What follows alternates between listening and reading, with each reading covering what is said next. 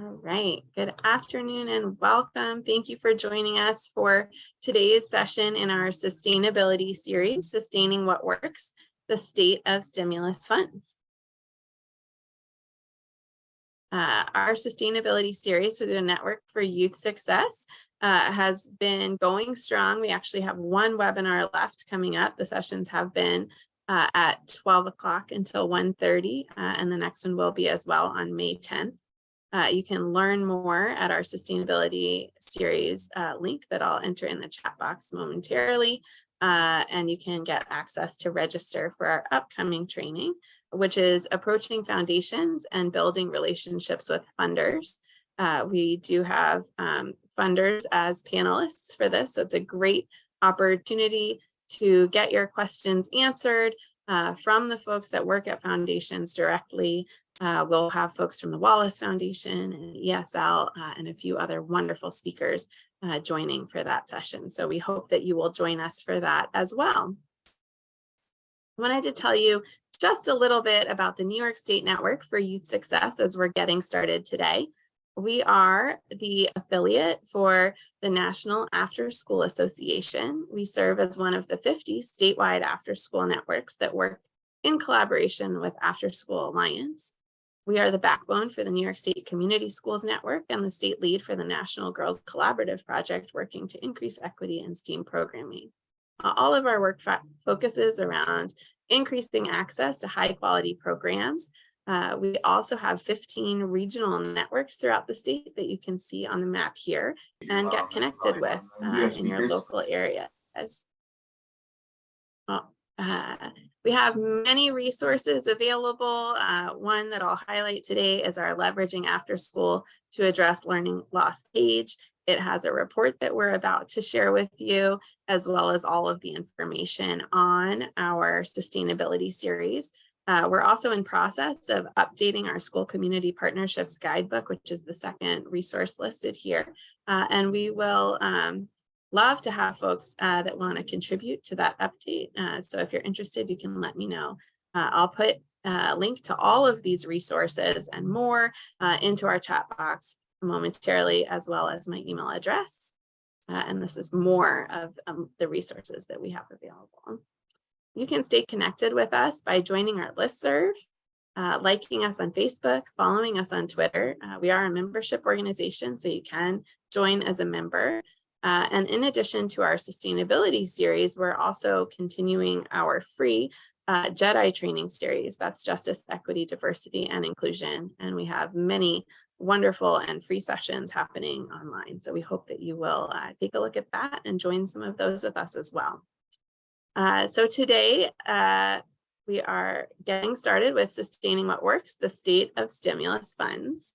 We have some wonderful speakers that are going to be sharing with us after we hear about our report, and you can see them all here.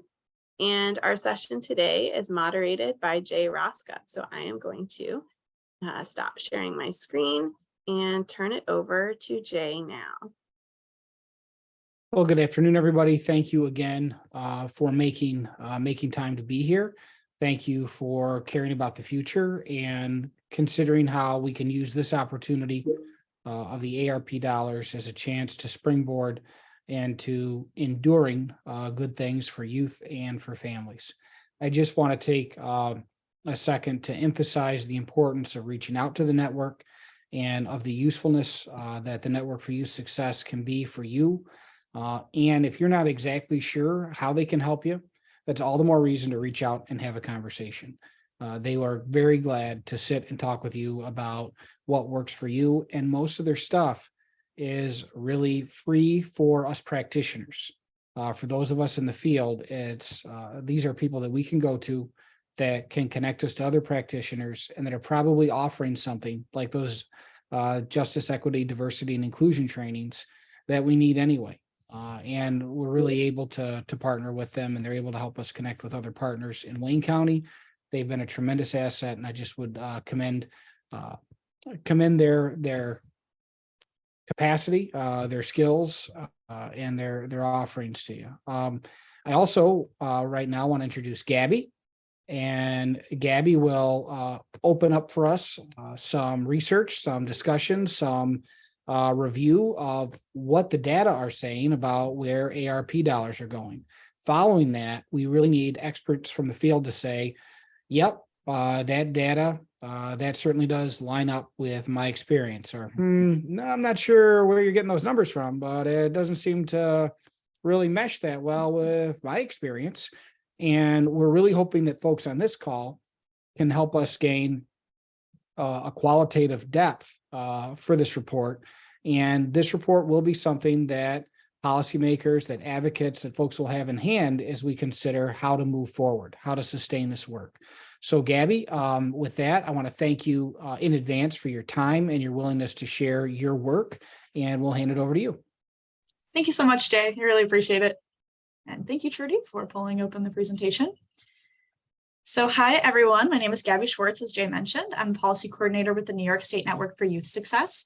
I'm joined here today by my colleague, Michael, and we thank you all for being here with us today. We're really excited to share our analysis on school district plans submitted to the New York State Education Department in 2021. So first, I'm going to share a little bit about the data we were able to analyze and how the American Rescue Plan, or ARP, funding in New York was distributed. So the American Rescue Plan provided unprecedented levels of funding for school districts nationwide to help address the impacts of the COVID-19 pandemic on student learning.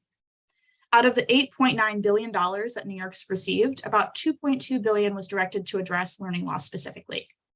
This included $1.6 billion that school districts were required to reserve out of the direct ARP funds they received, and $629 million that the State Education Department distributed to 55% of school districts as learning loss grants. These learning loss grants were created in efforts to meet ARP requirements to reserve at least 7% of funds provided directly to NYSED, including at least 1% each for evidence-based comprehensive after-school and summer enrichment programs. The three data sets we analyzed reported on the learning loss grants that the state distributed to the previously mentioned 55% of school districts, namely the impact of lost instructional time, comprehensive after-school, and summer learning enrichment. These data sets included descriptions from school districts on how they plan to use ARP dollars and what interventions they intended on using to address learning loss for their students. So analysis of the first data sets on ARP funding addresses the impact of lost instructional time, which accounts for around $449.4 million. And it revealed that other evidence-based interventions was the highest funded and represented intervention in the school district plan descriptions by a significant amount. Comprehensive after-school programs, summer learning enrichment, and community schools represented less than 13% of identified interventions. In the second data set on implementing comprehensive after-school programming, curriculum-aligned enrichment activities and high-dosage tutoring programs emerged as the most frequent interventions in school district plans. For the third data set on implementing summer learning enrichment, the most selected intervention was curriculum-aligned enrichment activities. So after all this, what were some of those overall findings that we had after analyzing the data? So firstly, despite being named as a key intervention to address learning loss in ARP legislation, funding for after-school and summer programs received relatively low levels of investment to address learning loss. After-school and summer programs represented less than 11% of total funding for the remainder of the learning loss grants, and that comes out to about $26.6 million, or out of the $449 million distributed. This low investment highlights a missed opportunity for New York students. Many outcomes associated with after-school programs are ideal for helping students recover, including improvements in engagement and motivation to learn, gains in math and reading, and improvements to attendance and class participation. Secondly, school district plans on the funding required to support after-school and summer programming, that is a total of around $179 million, missed an opportunity to support student recovering holistically.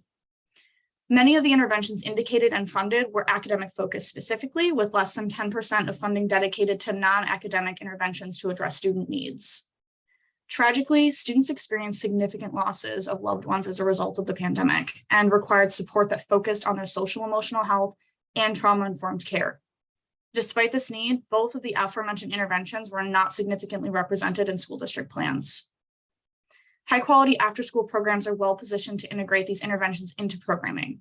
After-school is associated with improvements in social emotional competencies for students. High-quality programming with experienced community partners can create environments where students can develop relationship skills and aid in behavioral adjustment. high quality after school and summer programs are way more than just homework help and time to catch up on curriculum. With that, I'm going to hand it over to my colleague, Michael, to take you through the rest of the results that we have. Thanks, Gabby. So our remaining findings focus on the details and the descriptions in the school district plans. There appeared to be a lack of transparency and detail in the use of the funds. Other evidence-based interventions were consistently named in the school district plans with very minimal information about what these other interventions were. This makes it difficult for other agencies to track progress, effectiveness, and to establish accountability. It can also be challenging for community members, education stakeholders, and decision makers to use this data to promote, revise, or reinforce effective interventions. Last but not least, we saw that there were limited evidence of school community partnerships. When we say school community partnerships, we are talking about partnerships that leverage community-based organizations and their resources to deliver a more comprehensive approach to learning. Strong school community partnerships include joint planning between schools and community partners, clearly defining roles within their programs, and aligned program goals with the school's needs. Across the 3 data sets, we found that only 8.6% of descriptions contain language that indicated school community partnerships.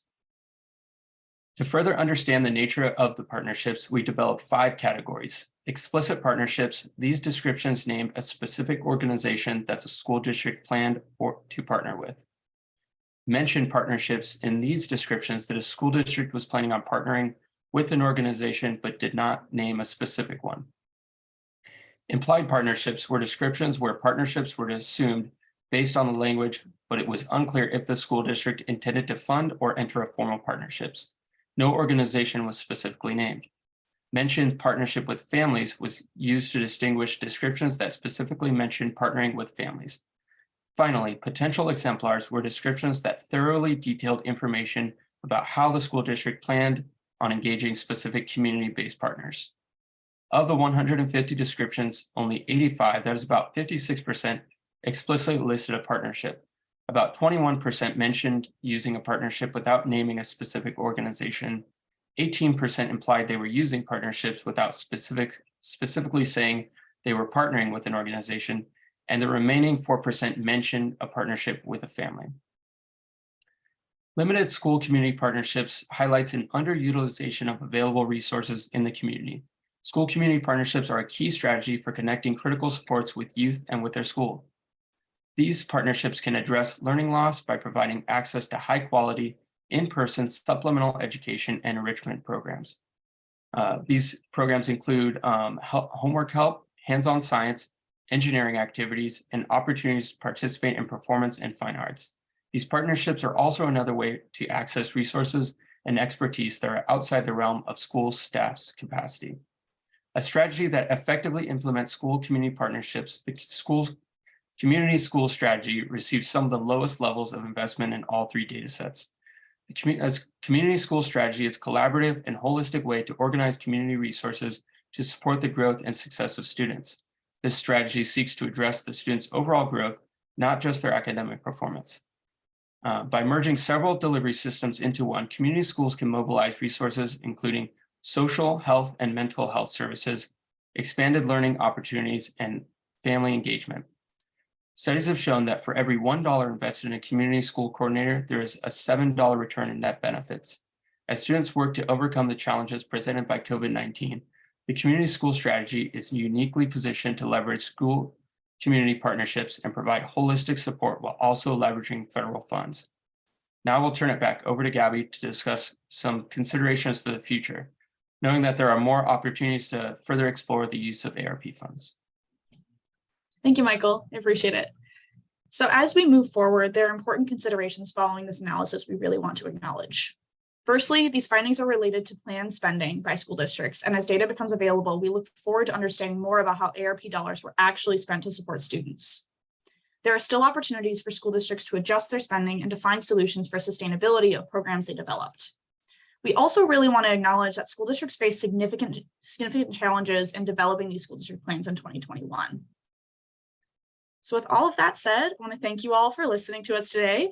I have mine and Michael's contact information here. We'll also drop that in the chat for any follow-up questions that we're not able to discuss today. We also have added the Networks Learning Loss webpage, as Ali mentioned earlier, which includes resources for the development of partnerships. And then we also have a link to that brief, and Trudy looks like she's sharing all this here now. So thank you, Trudy. We'd now like to open the space for questions if there's time based on what Jay's agenda. And if not, then that's all right. You guys are welcome to email us as well. And then we're also going to hear from some school districts and community-based partners on how they understand how they leverage those ARP funds, as Jay mentioned earlier. Thank you all. So looking at all of those reports as districts submitted them was a mammoth task. And thank you, Gabby, Michael, and team for doing that. And then as much as we're looking at that and wondering, is this an accurate story? Is this what we turn in story? Because there's always, right, the gravitational reality of this has to be submitted by here. And sometimes the guidance for what to do comes in before or after the due date, and then there can be a lot of leadership transition. And so there's sometimes just all of that swirl. The data are what they are, and then what's really going on. Well, to hear some examples of what's really going on in districts, we've got Schenectady and Marion with us here today. And we're going to start with Simone from Schenectady. And you're going to hear from her some of the great work that has been going on in Schenectady and that ARP dollars are propelling. So if I can ask Simone to share with us what you're doing in your district as an example, that would be great. Are you ready? Thank you. Thank you, Jay. Good morning, everyone. Good afternoon, everyone. I'm Simone Miranda. I'm from the Schenectady City School District. And I'm just going to share some examples with you today and how we are utilizing our ARP dollars here in Schenectady. So we started the high school tutoring program this school year with some of our ARP dollars. And so we're targeting students who are falling behind in classes and just need that extra help to get up to where they need to be in order to be successful for graduation. This school year, our district used some of the ARP dollars to extend to schools that were not getting ELT time after school. So we used some of those dollars to cover some of our elementary schools, providing 3 hours of after-school program that includes academic and enrichment. Another unique thing that we've started too is during our February and April breaks, we are doing STEAM camps. So in February, we had 600 students enroll in our February STEAM camp. And we had one of our district STEM specialists create thematic STEAM activities for the students that was based around natural disasters. As many of you know, staffing is a really big issue with after-school program. So we saw the same thing happen during break. We had a huge staffing issue, and we had to pivot to hire non-instructional staff by providing them the necessary PD so they could deliver the STEAM activities with the students. This was really very successful, which helped us to create our April STEAM camp, where we had 300 students enrolled, and we included more community partnerships this time around, just to give the students who attended February an opportunity to do something different. So we partner with our local city council on a Do Not Litter campaign. We also partner and piloted the Flying Classroom. We partner with Create Community Studios to do art projects with the students. Our district had a Farm to School grant. So we brought in our Farm to School coordinator, and she provided lessons to the student that include Farm to School. And she blended it with some of the curriculum that students are working during the school year. We also had the option of our instructors to use the Mizzen app, which provided a lot of resources around STEAM activities. These STEAM camps were hosted at our community school sites, and we included the other elementary buildings to filter into those community school sites so we can provide programming for all our students at the elementary level. Another way we're using some of our ARP dollars is we are expanding our summer enrichment program. So we are expanding to serve K through 12, and we will have 200, we're planning on 210 students to enroll at each of our locations, each schools. So a total of over 3,000 students this summer. And that will serve the entire school district as a whole in all of the buildings that we have in our school district. We are also utilizing the summer enrichment program to provide our students with support, such as E&L and special education at all grade levels. And those are just some ways that we're using our ARP dollars right now here in Schenectady. If you have any questions, I will be open to take those questions. Thank you so much, Simone. There was one question in chat, which is, and I can't tell, maybe Aaron's provided a reply for that, but would you happen to know what STEAM PDs were offered to staff? You mentioned offering STEAM PDs. So one of our STEAM specialists in the district, who is a teacher, she provided all the curriculum and she did the PDs for the activities that we were offering, which was around natural disasters, so tornadoes, volcanoes, earthquakes. She provided the PDs to all of the staff. Thank you, Simone. If there's any other questions for Simone, then go into chat and we'll circle back to them. I want to take a second and let you know that Timothy Fowler has come out to train our staff out here in Wayne County and has done a phenomenal job. And the network's ability to build the capacity of our out of school time staff to be able to offer STEAM activities is top notch. Timothy does a phenomenal job. And now I want to take a second here and check my order. Yep. Ellen, are you ready to share what's going on in Marion with ARP dollars? Sure thing. All right, I have an example. I picked one specific thing that we've done to share with all of you, and that's something we've done in our after school time, which we call mini camps. So this is something that our elementary building has taken on. I'm a little bit biased because I recently started as superintendent here and I used to be the elementary principal. So like, this is something that's special to me. And I feel like a great way that we utilize some of our ARP funding. So first of all, in terms of what mini camps are and why we're doing them, the why part for us in terms of why we picked this was really that we were looking for ways to, after the pandemic, increase students' connection to school, to peers and adults, having a way to support kids in the social emotional realm, really looking to re-engage kids with school and increase students' positive feelings about school. We also wanted to give kids the opportunity really to gain some enrichment. So not more of the typical academics, but giving kids a chance to really explore a topic that might interest them, find some really new way to hook them, let them try out a new skill. So we called these after school offerings mini camps, and I'll just give you a quick overview of kind of how those functioned.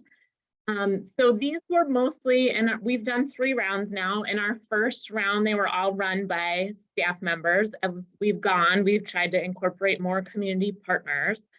But staff members picked a topic that interests them, something, an outside of school passion, if you will, that they want to share with kids. We gave some specific parameters for what a mini camp would look like. So we said it needed to be at least 5 hours of contact time in each mini camp. And then we paid teachers a stipend, $350 per teacher. And then for each mini camp, we said that we would pay $200 for supplies, and there had to be a minimum of 10 students in each camp. We put out a sign up to parents and students. So we'd compile all our offerings, send out a sign up digital and hard copy. And we do these on a semester basis. So there is an opportunity for students to do 2 mini camps per year. And all of them run, we have an after school time. So all of these camps either ran during our after school time, so that students had the opportunity to get our second bus run home. Transportation is a big limiting factor we found for a lot of our families. So the majority of our mini camps ran in our after school time so that kids could have a bus home. But we also had some that ran during weekends and breaks. And like I said, so far, we've done 3 sessions. So the spring of last year, and we did fall this year, and we're finishing up our spring sessions of this school year. So I just dropped in here. These are some of the offerings from this spring session. We really tried to have a wide range of things that might interest kids. So you'll see like a lot of hands-on, like our Simply Sloppy Science and Art. So a theme-based mini camp, some chances to dig into yoga and mindfulness, Legos, some sports ones like volleyball. So you can see we try to have a pretty wide range of offerings. And then thinking about sustainability, this is something that has been, this mini camp programming, we feel very successful. So initially, obviously, we've been funding this through our ARP funding, but we knew after our first session that I guess I would say like we were hooked, like our staff was hooked, feeling like this was good for kids. We did parent and student surveys at the end of our first session and got a super positive response to these mini camps. So we were positive this is something that we want to continue providing these opportunities for kids. So we ended up getting an Eastman Savings and Loan Grant, which will give us 1 year of funding to continue these mini camps. And then also through Jay, we're part of a full service community schools grant. So we're very excited because that will give us 5 additional years of funding to continue this model. But other things, I guess, that I would highlight that we've tried to be mindful about are ways to get, I say, like free supply options. So for example, we have a very active PTO and they're fabulous about being willing to put out an Amazon wish list that teachers can, add things to. The PTO puts out the Amazon wish list, and community members, whether they're parents or, grandparents work, people parents work with, they will buy some of our supplies off the wish list. Also looking at community partnerships, we have a nice partnership this year with Girls on the Run for the spring. Also, looking at things that are low cost, no cost. So we have a lot of outdoor mini camps that don't require really any materials or any supply cost for us. For the first time this spring, we have parents volunteering to step in and lead some mini camps for us, which is fabulous. So we still have a staff member present with them, but it's the parent who's sharing their expertise, which is a really nice partnership. Also, Wayne County is a small place. We know each other. We have other school districts who have been great about us borrowing equipment from them. So example, like this winter, we offered a snowshoeing mini camp. We don't own a giant set of snowshoes at Marion, but SOTUS does, and SOTUS let us borrow their equipment. And I guess the last things that I would highlight is we've been really intentional about like talking up, kind of selling this mini camp in our own, this mini camp model in our own community. So like I said, this is something that we felt has been really successful. We want to commit to it. So, we tied it to our building goals at the elementary school, developing and sustaining these mini camps. Like I said, we've put out parent and student surveys so we can get feedback and refine along the way. And then also it's something that we have shared with our board often over the past 2 years in terms of this model, its success. And I just included a little data at the bottom. Last year, like I said, we wrote this model into our building plan, and our goal was that 20% of our students would attend a mini camp. Oops, I don't know if I can go back now. Maybe not. And we far exceeded that goal in our first year. This year in our spring set of offerings, we had 19 offerings of mini camps this spring session, and over 74% of our elementary school population is doing a mini camp. So we feel great about our model, and this is something that has been successful and sustainable for us. Ellen, thank you so much. There was a question in chat about which particular funding stream you used for that. And if you wanted to respond to that, with mini camps funded through ARPS or BASE or the State Reserves Fund, I don't know if that or both or blend. I just want to draw your attention to that. Just in the interest of time, any other questions for Ellen, if you could please put into chat. And our final perspective, just in the use of ARP funds, is actually from that of a community partner. So we're going to invite 4-H to share. And Allie, can you highlight or spotlight? Who? Hi, good afternoon, Catherine. everyone. Hi, how are you? So thanks for having me on today. Just to kind of give you guys to start, I wanted to give you a perspective of who we are and what we do. We're Cornell Cooperative Extension in Jefferson County, and we provide 18 after school sites across Jefferson and Lewis counties in the North Country region. Those sites are funded in a variety of different ways. We use 21st century funds, extended school days funds, childcare stabilization, and ARP, which is the topic of the conversation today. So we are quite rural. Outside, if you get anywhere outside of our main city area of Watertown, most of the towns around here are stoplight districts, and we are one stoplight towns, is what I meant to say there. And we are fairly close to Fort Drum. So that's just kind of, and we have a high population of military youth in our school districts and our after school programs. So that's just a little bit about who we are. And then to get into how we are utilizing ARP funds, it really started during the 2021 school year, when we were applying to renew our 21st century contract. And of course, we were not sure that we would be awarded. So we kind of jumped into some conversations with our local school districts on how we might sustain those after school programs that were funded by 21st century should, we not be awarded in the next round. So out of that conversation, we found that our school districts were very motivated to continue to have CCE providing after school programs at their sites. And so they, we were working on ways in which we could combine ARP funds and childcare stabilization funds that we had to possibly extend those programs further for a year, maybe a little bit farther, depending on how creative we could be. And then, moving forward a little bit, we did learn that we were funded. And so, well, not all of the schools continued with their plans on using ARP funds. A number of them did.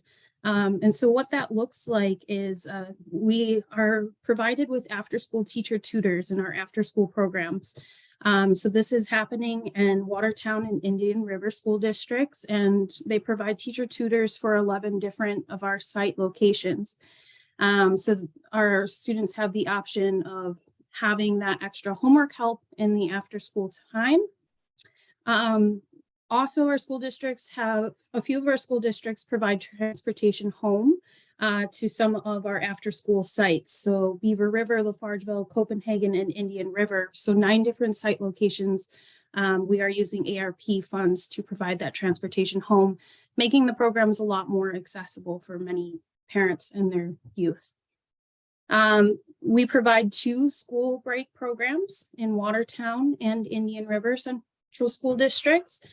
So over winter break and spring break, we did a 4-day camp program where youth are attending from 9 a.m. to 2 p.m. every day and receiving that academic time and enrichment programming. In addition, summer programming. So 2 school districts, both Watertown and Copenhagen, are funding summer programs that for 2 of our after-school sites. So for our youth to attend.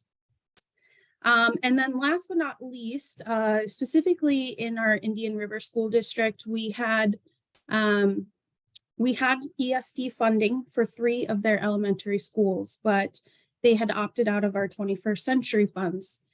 So in order to keep uniformity across their district, they did move forward with fully funding after school sites in the rest of their elementary and intermediate school locations using ARP funds.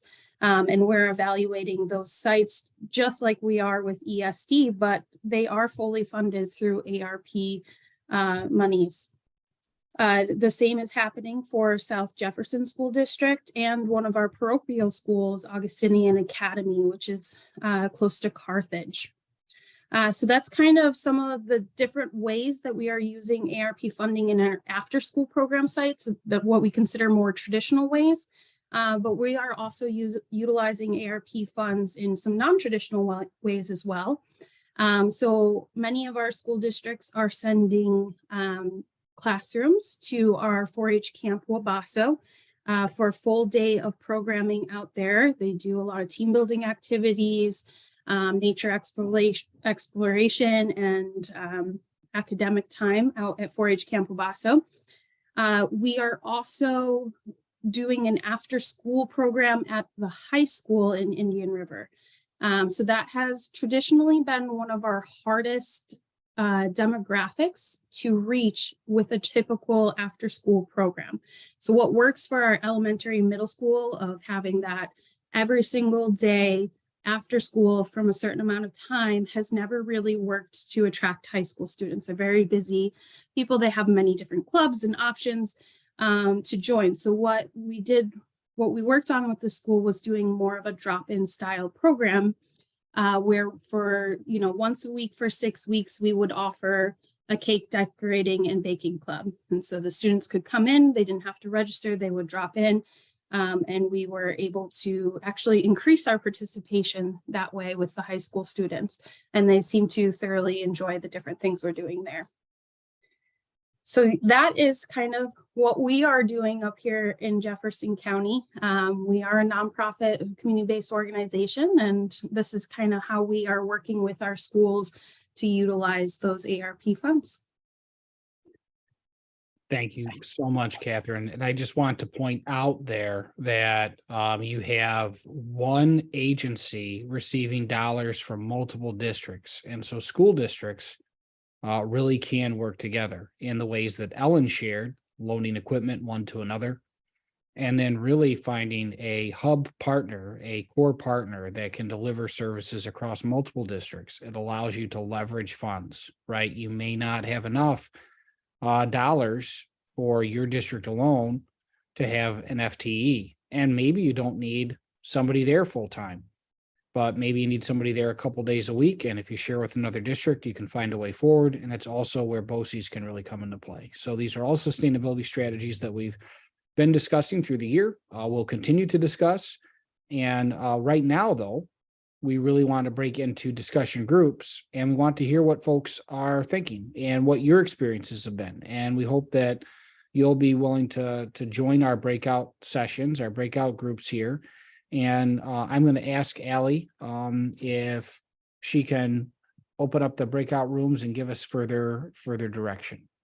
Yes, thank you. Thank you all so much for sharing. And thank you for being here. I'm going to open the breakout rooms. Each breakout has an assigned facilitator to take you through some questions and keep us on track for today. So we do hope that you'll stick around. I'm going to open those sessions now, and we'll come back together as a group at 1:15 and share a summary of what we heard in the rooms. All right, the rooms will be opening now. If you have any issues, you can come back to the main room at any time. Thank you.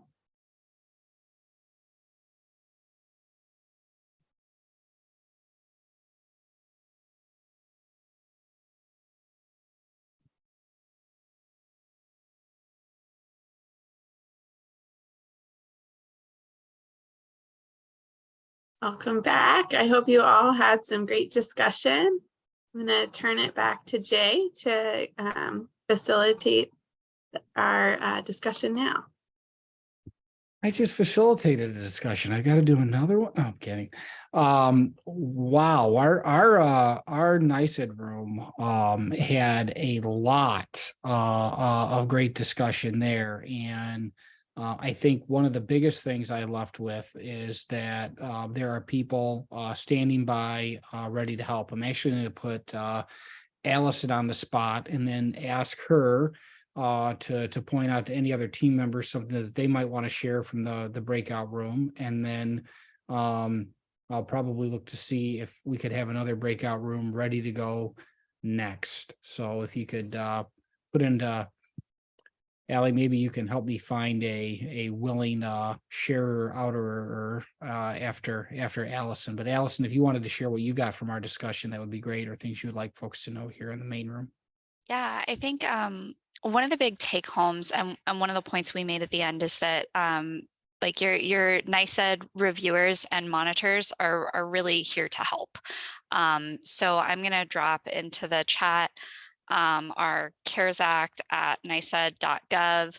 That email address is a really great place to reach out if you're having trouble. You know, if you're not sure how to spend your money, or something you planned wasn't working, or you've had a change in your leadership and you need somebody to like walk through the plan with you, we can do that. We can help with that. This is also the website for monitoring. You'll find all kinds of good stuff here. In the next couple of weeks, we're going to post the recording and some other resources from the office hours we held last week. One of the big things that we have noticed across the team is making sure that you're really using those plans from ARP ESSER and from the 2 grants that preceded them, using them as your template as you are approaching the monitoring process, and making sure that the evidence you're uploading is really in line with what you were planning to do. And if it's not, reaching out to your reviewer ahead of time and saying like, hey, what do we need to do to make sure that this all matches up? Another big take home is, you know, make sure that you're really engaging with your community members. If a program isn't working, it might be because it's not what the community wants or what they need, or there's a barrier that you hadn't anticipated. So if anyone else from the team wants to chime in, those are, I think, sort of the broad strokes.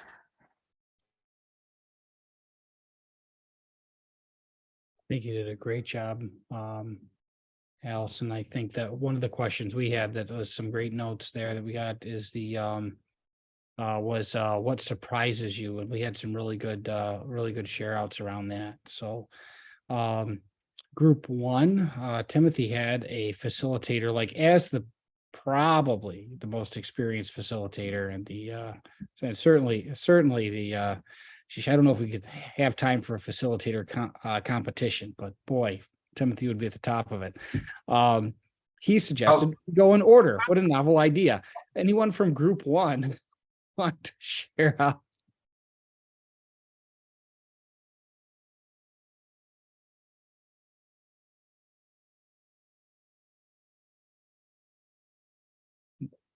I do see in the chat that they were trying to track down Nikki from group 1. Is she there? She just turned her camera on. Boom. I'm here. I didn't realize we were group 1. I didn't know we had a number. Sorry. What question were we talking about? No, just general discussion from the group, something you remember from your group. So we talked about sustainability a bit and how we're going to be able to sustain these programs that are working without the additional funds. And we talked about how each of our schools has different grants that can sustain some of the program to an extent. Sorry, it's really loud here right now. And yeah, we talked about grants, and it's challenging to continue to write for more grants. It's time consuming, and we don't have enough personnel to do that, to write the grant and then make sure that it's in compliance and that we're delivering what we need to. So it was all around trying to find community partners and funding to sustain these great things that we've come up with.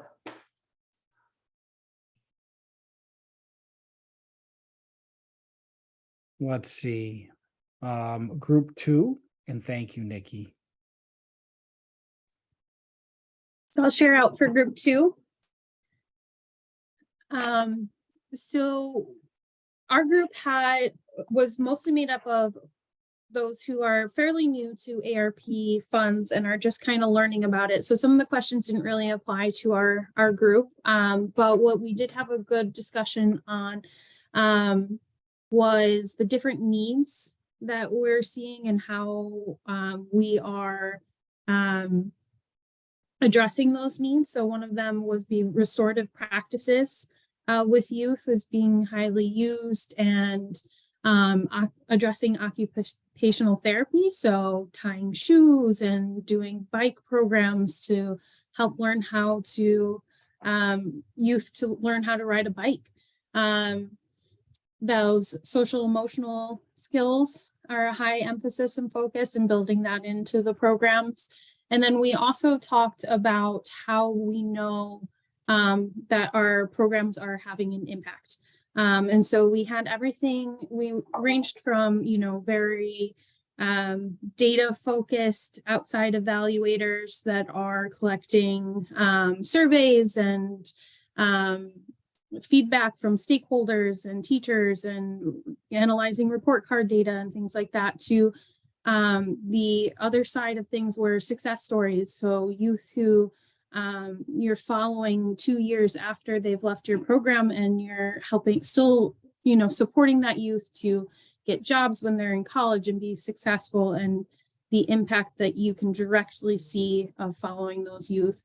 And then we talked more about how sustainability and how to keep funding moving forward. And so, corporate sponsorships and community sponsorships were brought up in that, community donations and BOCES COSER agreements, which that was one that I brought up, and Jay, I think you're the reason I know anything about that. So I'll recommend you as the go-to source for that. And then, additional funding, but still, finding and braiding those different funding sources that might be available through grants. And we talked a little bit about how to find those, and apply for grants, and how to form partnerships to really present a strong grant proposal. Did all that in 30 minutes? Were we all talking at the same time? Did you even hear each other? Gracious goodness, that's a lot. Thank you so much for sharing that. Sounds very valuable. We'll look forward to getting the notes from that. Let's see. Do we have group 3 and Roberto? Group 3, that is Roberto. An enormous thanks to Carlene and Dennis for their feedback. So by all means, I defer to y'all. Okay, all right. So in our group, we were talking about very similar to what Catherine was speaking about in her group, about the sustainability of funding and how we continue it. So in full transparency, Carlene had a significant amount of exposure to ARP funding. I myself, our organization didn't go for it. We don't deal with it. So we talked about more of the higher level, like what are some of the issues that we're going through? Some of them are about staff, recruiting staff, retaining staff. I think that's across the field, no matter whether you're upstate, downstate, no matter where you're at. Staff hiring is an issue. Even though we can write the grant, we can get granted the grant. Being able to staff the grant has been a tremendous issue. And then, of course, retaining folks. And then also talking about the sustainability of it afterwards. So for us, we get up and we talk about how we ensure that we create robust community partnerships to be able to provide some form of continuity for what we're doing here on the ground. I gave the example of 21st century funding, whereas given the fact that we want to provide a community school feel without a community school designation, we utilize our community partnerships to provide adult programming concurrently with youth-based 21st century programming. So both the adult and the child are in the building, driving attendance to that particular building, and ensuring that the family knows that this is the hub, this is the center where they can be safe, get great programming that meets their particular needs despite whatever community they be at, and provides, again, that sense of continuity of service, whether you have the money moving forward or not. You know that your robust community partnerships can step in and provide that little bit of continuity of service. So that's group 3 in a nutshell, everybody. So what we're doing over here. Group 3, way to be. Group 4, how about some more? Oh, more rhymes coming later. Hang in there. All right. Like this. All right, I was facilitating group 4, and I'm not the expert facilitator that Timothy is. So obviously we didn't get to this part. I just kept us talking instead of assigning a report back person. So I'll take that role on and just chat a little bit about our discussion. We had 2 folks who were actually working at the program level and 1 person who's working at higher admin school level. And so the knowledge of ARP and the use of ARP funds, varied pretty widely in our group. Given that, though, what we did get a chance to discuss was how strategies changed over the course from the height of the pandemic to this current post or declining pandemic time, both in how resources changed at the school level, but then also at the program level, changing, from moving to different sites and helping young people with remote learning and sending home STEAM kits as ways of kind of adapting to the situations that time. With that evolution, community partnerships also came up as a theme for both schools and for the programs. For the schools, those expanding partnerships and actually incorporating more community schools related work was something really helpful. And for the programs, partnerships for schools were also helpful, while also providing some challenges, including, sort of small challenges like changing background requirements in order to try and get professionals into school to do some STEAM related collaboration. And then with sustainability, both schools and programs, reflected on the attempting to think about sustainability sort of all the time and blend different streams, as well as the ways some of those small challenges, kind of day-to-day nitty-gritty grind challenges actually affect, the sustainability, such as having staff to apply for those additional funds to blend and braid funding. So those were some of the highlights I heard in our conversation. So thank you so much, Ryan. Group 5. Yes, hello. I was a facilitator for group 5. And we had 1 person participate in our group, so it was nice to get feedback. I will be sharing out what we discussed in that group. So based on our discussion with the experiences with the funds, it was that the budgets and the opportunity for the funding were very helpful, especially when doing the programs with the communities and the school. In terms of learning how the programs are working and how the strategies are working, the academic data as well as behavioral data was used a lot to know how the programs were working effectively in the changes that were made. It was mentioned that the social emotional challenges with the middle school was one of the problems, or not problems, but one of the challenges and the concerns of working with those issues, especially with the pandemic changes with the emotional challenges. So with the programming that were being brought up, they worked on finding the most engaging programs. The students were also able to choose what they wanted to do. That way they can participate, they had options, as well as the funding evolving over time. So the way that they use the funding and the way that they were able to adapt to the changes was helpful. And so in terms of sustainability, they are looking at options of applying to other grants. So that's something that is currently in progress. So continuing to make sure that there's funding streams so that they can continue to provide services, as well as making the most out of current supplies and resources so that they can be maintained and sustained over time. Then also working with local partners and things like that in their community to help with the sustainability piece. And then anyone else in the group who wants to add anything else, but it's about what we discussed. Well, thank you so much. We are at time. I want to draw your attention to the chat where there is a short survey that we would really appreciate if you completed. The next session is on May 10th, and we will have people that carry money around with them and are looking to give it away on the call. So anyway, hope that you'll join that. The network's resources are also listed there, but the network's true resources are the staff of the network. Reach out to them and have a conversation.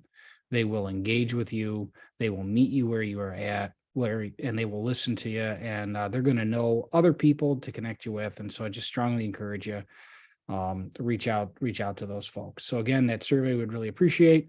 I have one last plug. And I'm going to drop into chat we have a conference coming up in Syracuse, Resilience and Equity Conference focused on community schools. If you're close to Syracuse, if you live around there, would really appreciate you coming, especially on the 17th. We're trying to get a lot of voices in the room to get some feedback on things like graduation requirements and pieces like that. And if you can't make the whole conference, that's cool, but any of it you can make would be great. And the 17th would be especially super duper. And you're welcome to reach out to me. My contact info is on that website if you have any questions on that. So I think and Ryan's got the lunch plan for the conference all set. He was working on that today. So we're good. We're gonna have little finger bologna sandwiches. It's great. If the conference is good, at least lunch will be delicious. There you go. Thank you, everybody, so much. Allie, closing words. Thank you all. Thank you to Jay for moderating. Thank you to all of our speakers and facilitators. And thank you all for being with us and sharing the great work that you're doing. And we look forward to seeing you on the next webinar on the 10th. Have a great day. Thank you. Thank you. Bye.